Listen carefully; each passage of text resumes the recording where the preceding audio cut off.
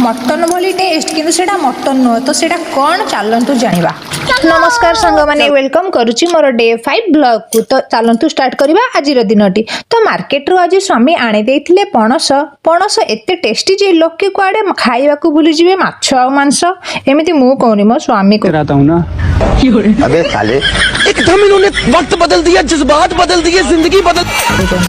पणसटी खाइबा को आज्ञा भारी स्वादिया हेले ताकू कट्टा बाछा करबा आज्ञा बहुत झंझटिया। स्वामी को कही पणसटी को सिना छेदन करदेली बो ताकू छोट छोट काटिकी आउ एक रूप रंग रे परिणत करथिले। तो आज्ञा मो कथारे पद पड़ू कि न पड़ू किंतु स्वामी कहिले तरकारी रे टिके आलूटा निहाती पड़ू। रुको जरा सबर करो आउ टिके भल लागिबो ना। तो तापरे चूल्हा उपरे बसैथिली मोर कला कड़ईटी को गरम तेल रे पियाज भाजी पकेइली विभिन्न प्रकार मसला को आलूटी को मुझे तेल रे छाणी देती कारण तरकारी रे छण आलूटा काले भारी टेस्टी बोली। तो तरकारी को स्वादिष्ट करने से अल्प मटन मसला और गरम मसला भी पकई किंतु एते सब चक्कर लुण पकड़ा आज्ञा भूलीगली मन पकई पुणी लुण को देली गोटे तरकारी हेले खाइबे बोली चाहि बसिଛନ୍ତି आम क्यूट बिल्ली।